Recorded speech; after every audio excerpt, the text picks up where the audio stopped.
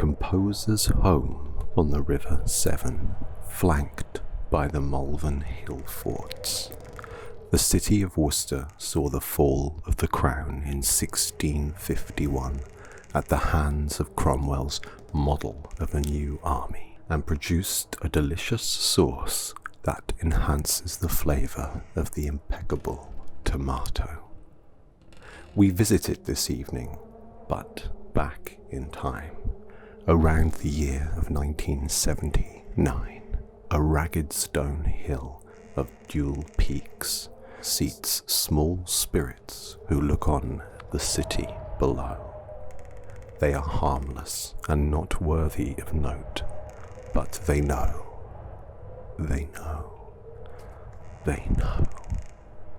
Down from the hills and towards the market, there is a building that we cannot name. Within those walls, there partook of a haunting that none will have heeded, but none will disremember. A new family, man long of hair and woman of short, with a small baby swaddled and coddled with modern treats and promises. Upon moving in, they all heard a din. Tip, tap, tip, tap, tip, tap. What sounded like pipes very well might, and the house was adjusting to its new tenants. The custodian of the house, who had handled the sale, said nothing to Not of against to avail. The family slept soundly for 7 successive days, with the only disturbance their child crying. But that was the decision they made. On the 8th day there was a shriek, and the wind grew still, and they found their baby on the windowsill. The house was laid out in such a strange way. There were corridors that led nowhere, windows that did not open, many cubbyholes and cupboards, and each door held a lock. The upstairs was downstairs, and it seemed upside down, and a passage led down to a pantry that was dark, dilapidated, and deep. Due to the stranger nature of the fittings, the mother and father decided to keep the child in their room during the vesperal hours. This was when the first thing happened. During the night, a siren sounded.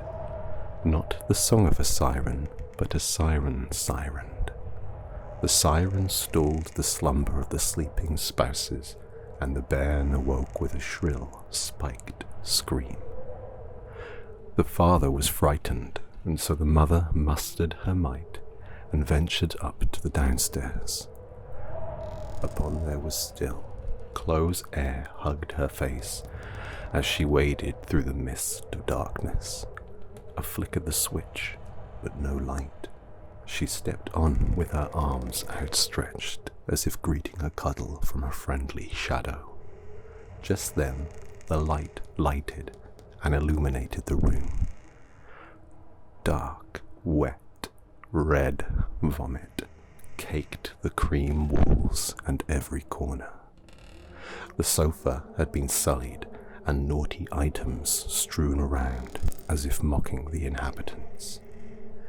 Each door handle was snapped, allowing for none of the portals to shut, and there was a single scarf immediately floating on the floor. The mother was mortified, and did not comprehend what had happened. Later, after contacting the constabulary, it was classified as crime, breaking and entering for hijinks and hoots. Though the family agreed with the assessment, there was still something strange about the situation. And another 7 days sailed by with little worthy of note. The family were now enjoying their residence after having cleaned up the mess from before. But then the second thing happened. Settling up for supper, the family were peacefully enjoying some porridge when a dog entered the kitchen. An apparition from elsewhere, the mother and father laughed at one another. But then another dog entered, and another, and another. A good doggy, a good doggy, a good doggy.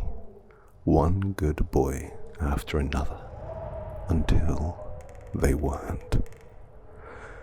12 lacerations across the father's arms, a chunk out of the mother, and a bite on the baby's head. A horrific evening.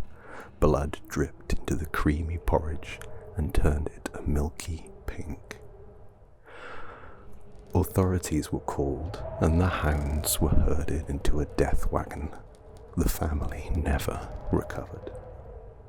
When upon they did return, they declared intent to sell the property. But, as is the case, there was a latency in their listing, and having nowhere else to lay their heads, they lay themselves bare for the darkness of their domestic grave. The third night of having returned, there was a knock, knock, knock on the door. Knock, knock, knock. Who's there? Mr. White. Not tonight, Mr. White.